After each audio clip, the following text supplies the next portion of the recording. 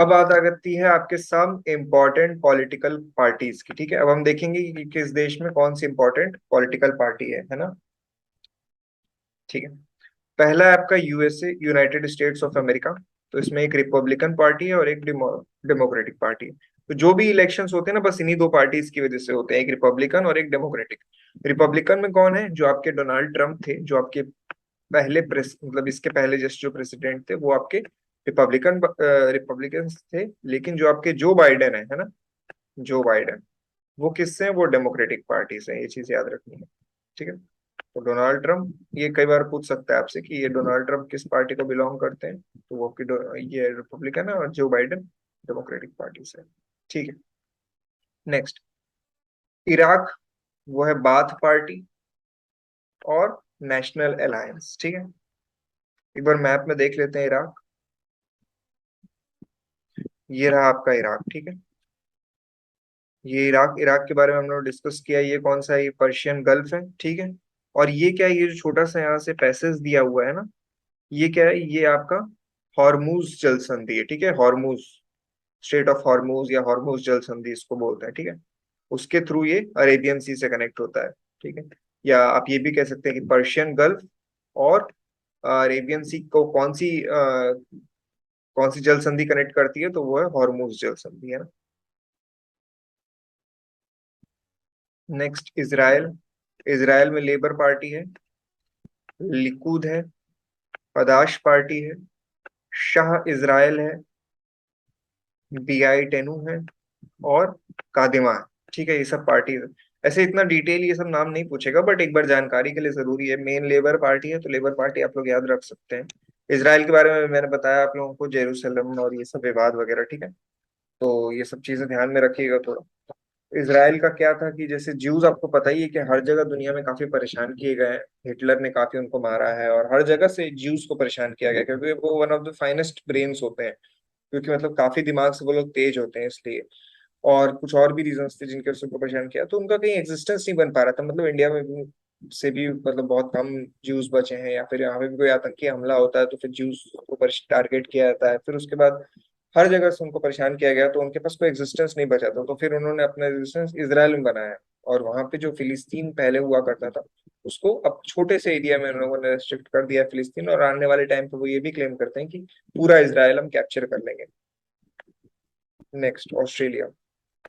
Australia में liberal party है, Australian है, और लेबर पार्टी है। ठीक है, तो लेबर पार्टी दो जगह हो गई, एक इसराइल में, एक ऑस्ट्रेलिया में भी। नेक्स्ट है आपका फ्रांस। फ्रांस में आपका सोशलिस्ट पार्टी है, नेशनल फ्रंट है, और यूनियन फॉर फ्रेंच डेमोक्रेसी, है ना।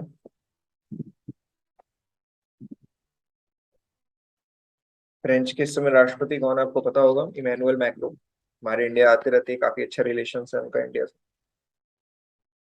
Next, Bangladesh. Bangladesh nationalist party, Awami league, और जातीय पार्टी। ठीक है, अभी आपको पता है बांग्लादेश में कौन है? जो हमारी शेख हसीना है, वो हमारी वहाँ की पीएम है। ठीक है, और आपको बांग्लादेश के बारे में थोड़ा सा पता भी होगा कि पहले बांग्लादेश जो था वो, बांग्लादेश 1971 में बना। ठीक है, उसके पहले क्या था? वो पूर्वी पाकिस्तान के नाम से जाना जाता था। जब विभाजन हुआ था तो पाकिस्तान दो था, एक तो अभी जो एग्जिस्टेंस करंट पाकिस्तान है, और एक जो बांग्लादेश है वो भी पाकिस्तान ही हुआ करता था, वो पूर्वी पाकिस्तान हुआ करता था। ठीक है, तो वहां पे क्या था कि पाकिस्तान वाले, ईस्ट पाकिस्तान जो अभी का पाकिस्तान है, वो पूरी पाकिस्तान पे बहुत ज्यादा अत्याचार कर रहे थे, बहुत ज्यादा दिक्कत कर रहे थे। तो फिर उन लोगों ने क्या किया कि हम लोग से हेल्प मांगा कि हम लोग उसको इंडिपेंडेंट कर दें। तो उनकी एक सेना हुआ करती थी, मुक्ति वाहिनी करके। वो मतलब अपने आप को पाकिस्तान के चंगुल से मुक्त कराना चाहती थी, तो वो अपने आप को ट्रेनिंग मतलब देती थी। और उसकी हेल्प उसमें कौन करता था? इंडिया हेल्प करता था। ठीक है, तो धीरे धीरे मुक्ति वाहिनी को इंडिया ने ट्रेन किया और बोला कि आप एक रिबेल स्टार्ट करो। इस रिबेल से क्या होगा? जब ये पूरा अनरेस्ट का माहौल क्रिएट हो जाएगा, तो फिर हम अपनी फोर्स लेकर के आएंगे और वहां पे पाकिस्तान का जो भी मतलब आ, दारोमदार है वहां से मतलब पूरा हटा देंगे। ठीक है, ऐसा कुछ हुआ था। तो 1971 में फिर इंडिया ने फाइट किया था वॉर, और पाकिस्तान को वहां से हराया था। करीब 90,000 जो सोल्जर्स थे पाकिस्तान के, उन्होंने सरेंडर किया था। और आपको जानकर के हैरानी होगी कि जब इंडिया ने वहां पे अटैक किया था, मतलब अटैक क्या किया था, बेसिकली उनको बचा रहे थे इंडिया, क्योंकि बांग्लादेशीज जो थे एक्चुअल उनको काफी परेशान करता था पाकिस्तान वहां पे। तो जब वो इंडिया वाले वहां पे अपना उनको फ्री करा रहे थे, तो फिर ये जो पाकिस्तान से इसने अमेरिका से कंप्लेन किया और यूएनओ से कंप्लेन किया कि ये इंटरनेशनल पीस को डिस्ट्रॉय कर रहे हैं इंडिया वाले और काफी दिक्कत कर रहे हैं। तो फिर क्या हुआ था कि जो अमेरिका है अपना सेवेंथ फ्लीट यानी कि सातवां बेड़ा जो उनके पास है, मतलब बहुत बड़ी शिप है और बहुत बड़ा मतलब फाइटिंग यूनिट है एक, वो वहां से लेकर के आ रहे थे यूएसए वाले कि इंडिया को हम नहीं छोड़ेंगे, इंडिया ने इतनी बड़ी गलती की है, अब हम इसको इसकी सजा देंगे। और साथ ही साथ उसने ब्रिटेन को भी अपने साथ ले लिया था। ब्रिटेन वाले यूके वाले भी यही कह रहे थे कि हम भी इंडिया को नहीं छोड़ेंगे। तो मतलब वो भी अपने भारी भारी वेपन्स और ये सब लेकर के आ रहे थे कि अब हम इंडिया को छोड़ेंगे नहीं। और इंडिया की हालत वहां पे खराब हो गई थी, क्योंकि इंडिया, ठीक है पाकिस्तान से तो हम लड़ सकते हैं, बट यूएसए से और ब्रिटेन से लड़ना बहुत बड़ी बात हो जाती है ना, क्योंकि 1971 में हमको क्या 20-25 साल हुए थे आजादी को, हम कितना ही स्ट्रांग थे, हमारे पास कोई ज्यादा ताकत भी नहीं थी, तो हमारी हालत खराब होने वाली थी। तभी क्या हुआ कि इंदिरा गांधी जी ने, आई गेस उस टाइम पे इंदिरा गांधी जी थी, उन्होंने क्या किया, वो मॉस्को में एक टेलीग्राम किया कि हमको हेल्प की जरूरत है, और मतलब रशिया को। और रशिया हमारा बहुत अच्छा फ्रेंड है, हमेशा हमको हेल्प करता है किसी ना किसी वे में। तो उसने क्या किया कि अपना जो आई गेस 21 फ्लीट या 22 फ्लीट ऐसे करके कुछ है, वो मतलब वो अमेरिका से भी बड़ा उसका बेड़ा है, और वो उसने सारी पनडुब्बियां सजा दिया। मतलब पनडुब्बी का जो होता है कि आपकी पानी के नीचे रहती है, वो सबमरीन जिसको हम बोलते हैं, उसने सजा दिया बे ऑफ बंगाल के साइड और इंडियन ओशन में पूरा, ठीक है। अब इधर से आ ही रहा था यूके, मतलब और आपका अमेरिका, इसको पता नहीं था कि यहाँ पे रशिया आ गया। तो रशिया ने जैसे ही वो क्लोज आने लगा ना, तो रशिया ने अपनी पनडुब्बियां पानी पे ले आई सरफेस पे, दिखाने के लिए कि हम इंडिया के साथ हैं और इंडिया अकेला नहीं है, तो आप लोग उस पे ऊपर दबाव मत नहीं बना सकते हैं। तो फिर क्या हुआ कि जब ये देख लिया अमेरिका ने कि अब रशिया इस बीच में पड़ गया है, तो वो वापस हो गया, वापस से वो बोलने लगा कि अब बहुत देर हो चुकी है, अब हमारे आने का कोई मतलब नहीं है, तो वो वहां से लौट गया। तो अगर रशिया वहां पे नहीं होता, तो अमेरिका और ब्रिटेन ने इंडिया पे हमला कर दिया होता, और फिर आप जान ही रहे हैं कि वो कितनी बड़ी दिक्कत हो जाती, ठीक है। तो ये एक छोटा सा इंसिडेंट था, मुझे लगा आप लोगों को बताना चाहिए था, इसलिए मैंने बता दिया। इससे बांग्लादेश का फॉर्मेशन कैसे हुआ, यूएस रशिया, आज अगर रशिया और यूक्रेन का कुछ मैटर हो रहा है, तो हम लोग क्यों नहीं बोल रहे हैं, क्योंकि रशिया हमारा एक बहुत बेहतर फ्रेंड है और उसने हमेशा से हमारी मदद की है, इसलिए हम रशिया के अगेंस्ट नहीं बोलना चाहते हैं, रशिया को कभी हम लोग नाराज नहीं करना चाहते हैं, है ना। आगे बढ़ते हैं। नेपाल है, communist party of Nepal, Nepali Congress party. Next China में कम्युनिस्ट पार्टी ऑफ चाइना, और ये CAPD, CPWDP चाइना, और ये जी गोंग डैंग।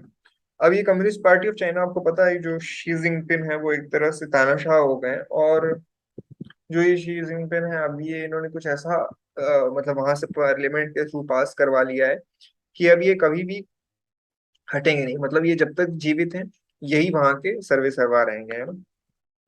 तो वहां पे पार्टी हो चाहे ना हो कोई फर्क नहीं पड़ता है, क्योंकि अब वही पूरी तरह से सत्ता में रहेंगे वहां पे।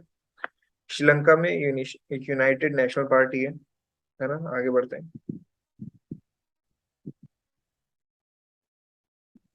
Next, south Africa, African national Congress है, इनकाथा फ्रीडम पार्टी है, और अंगैंग साउथ अफ्रीका, अंगैंग ऐसे, ठीक है। नेक्स्ट, यूके में कंजर्वेटिव पार्टी है, लेबर पार्टी है, लिबरल डेमोक्रेटिक पार्टी है, ठीक है। यूके के जो बोरिस जॉनसन थे उन्होंने अभी इस्तीफा दे दिया, आपको पता होगा। Russia, communist party, liberal democratic party, और यूनाइटेड रशिया, ठीक है।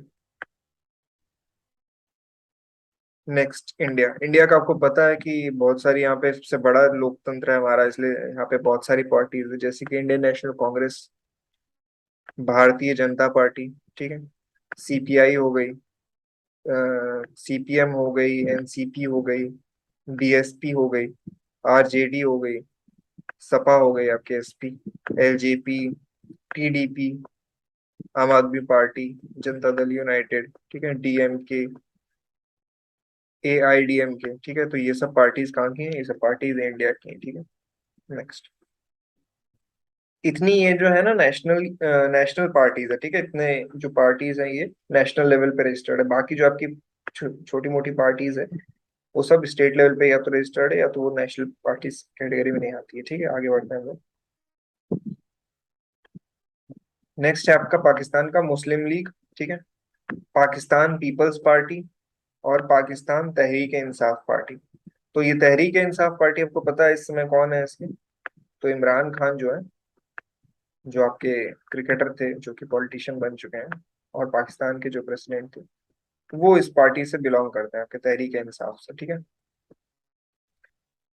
तो बस आज के लिए इतना ही रखते हैं दोस्तों। आशा करता हूँ कि आपको ये सेशन पसंद आया होगा और काफी कुछ सीखने को मिला होगा। ठीक है, तब तक के लिए अपना ध्यान रखिएगा, मिलेंगे हम लोग नेक्स्ट वीडियो में। Thank you for watching, have a nice day.